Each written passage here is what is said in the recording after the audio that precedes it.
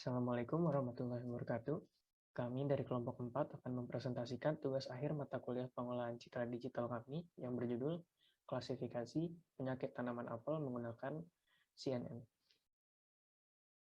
Berikut adalah anggota kelompok kami. Yang pertama ada Ali Noval dengan NIM G680, lalu ada Mutia Marsha dengan NIM G685, lalu ada Muhammad Rehanendra dengan NIM G698, lalu ada saya sendiri, Muhammad Hafizan, dengan NIM G6100, dan yang terakhir ada Muhammad Fauzan dengan NIM G6117.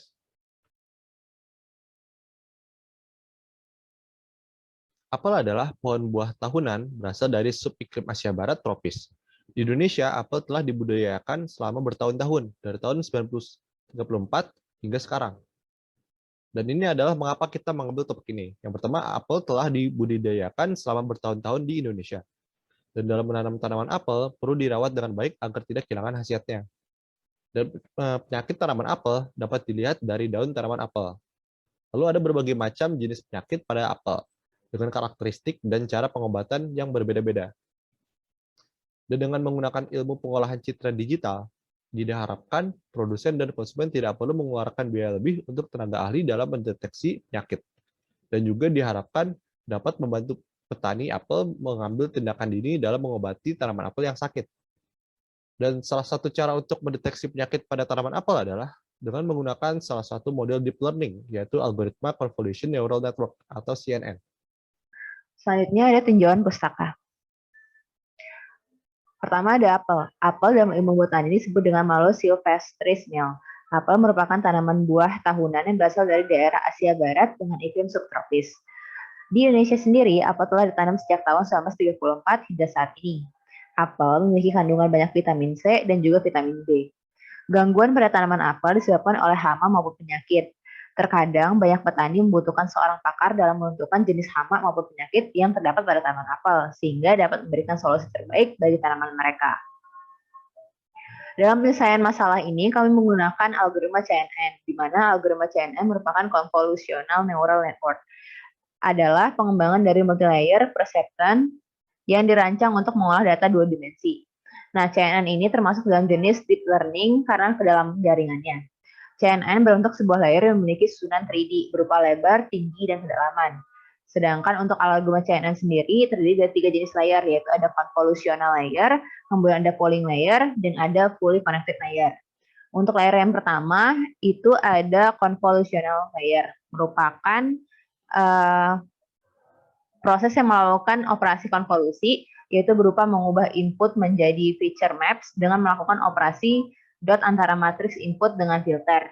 Sedangkan untuk layer yang kedua itu ada polling layer, merupakan tahapan selanjutnya dari convolutional layer yang akan membagi beberapa nilai output dari proses convolutional layer menjadi matriks yang lebih kecil. Sedangkan untuk layer yang ketiga itu ada fully connected layer yang digunakan untuk melakukan transformasi pada data dimensi dengan tujuan data tersebut dapat diklasifikasi secara linear. Selanjutnya adalah metode dan hasil. Yang pertama adalah metode.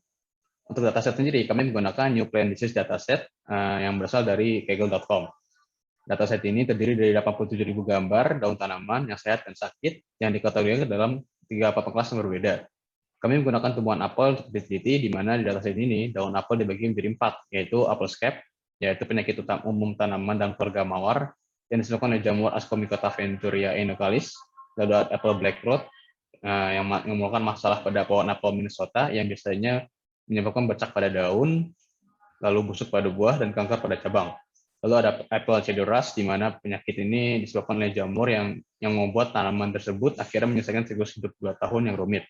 Lalu ada apple healthy, yang di mana ada jenis daun apel yang sehat dan buahnya layak untuk dimakan. Setelah itu ada tahapan penelitian yang terdiri dari 5 tahap. Yang pertama ada pengumpulan data, di mana pada tahap ini data yang berasal dari sumber diolah dan dibagi menjadi data training dan data testing. Lalu ada pembuatan model, di mana model dibuat dengan algoritma CNN untuk melakukan klasifikasi dari penyakit tanaman. Lalu ada pelatihan model yang dibuat dengan algoritma CNN sebelumnya dilatih agar dapat melakukan klasifikasi kelas dengan baik. Lalu setelah dilatih ada tahap evaluasi, di mana dilakukan evaluasi pada pelatihan model sebelumnya untuk melihat akurasi dan dari pelatihannya. Apabila hasil yang diharapkan belum cukup bagus, maka dilakukan pelatihan kembali. Setelah itu dilakukan testing, di mana model yang tadi sudah di training dan evaluasi, kita akan pengujian dengan melakukan data testing yang sudah dibagi sebelumnya. Lalu terakhir ada lingkungan pengembangan, di mana kami menggunakan prosesor Intel Core i5 untuk pengembangan penelitian ini.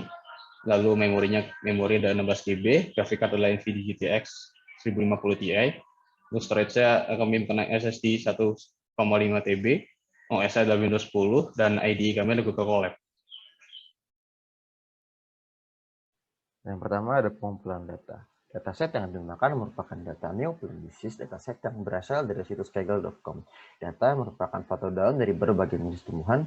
Terdapat 14 jenis tumbuhan dengan berbagai kondisi daun. Kami menggunakan tumbuhan apel untuk diteliti. Terdapat 9.715 total gambar yang diklasifikasikan ke dalam 4 kelas. Ada kelas Applescape, Apple Black Rot, Apple Cedaras, dan juga Apple Healthy. Data dibagi menjadi 2. Data training sebanyak 7.772 data, dan juga data validation sebanyak 1.943 data.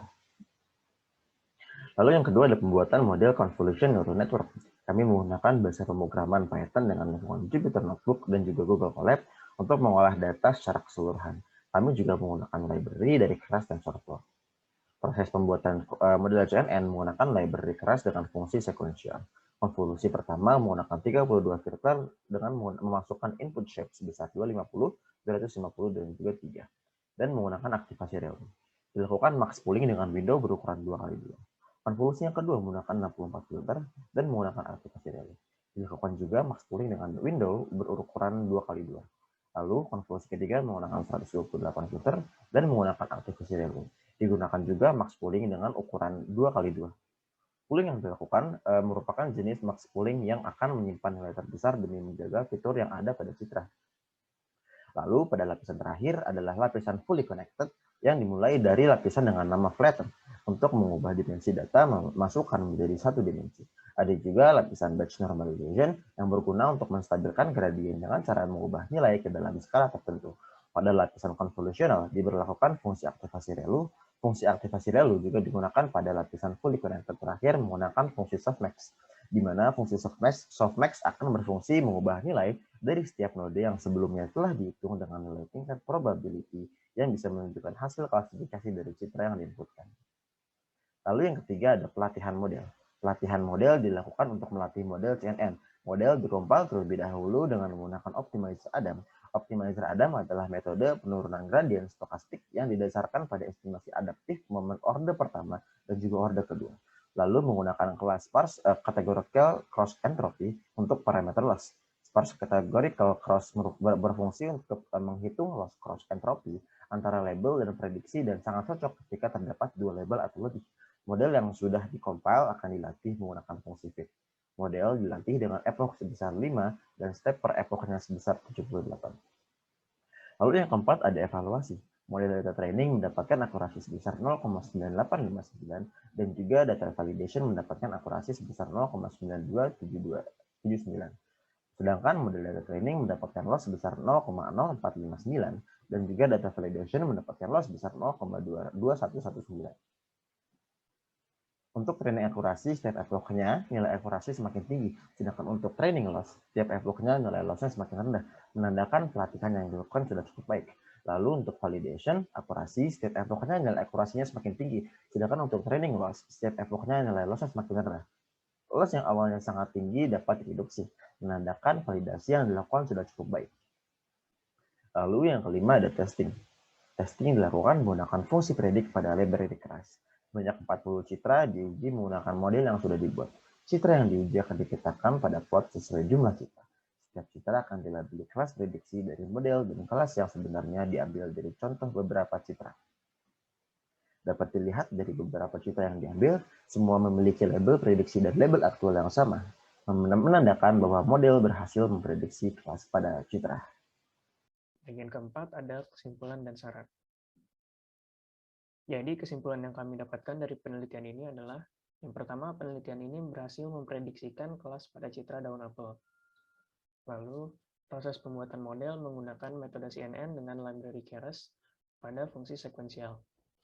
Lalu dataset dibagi menjadi dua, yaitu data training sebanyak 7.772 data dan data validation sebanyak 1.943 data. Lalu pada prosesnya kami melakukan 3 konvolusi. Konvolusi pertama menggunakan 32 filter dengan memasukkan input shape 250,250,3. Konvolusi kedua menggunakan 64 filter. Konvolusi ketiga menggunakan 128 filter. Dan ketiganya menggunakan aktivasi ReLU. Lalu diperoleh hasil model dengan akurasi sebesar 0,9859 untuk data training dan sebesar 0,9279 untuk data validation. Jadi dapat disimpulkan model pengidentifikasian kelas pada citra daun menggunakan convolutional neural network sudah cukup akurat dan optimal. Sekian presentasi dari kelompok kami. Wassalamualaikum warahmatullahi wabarakatuh.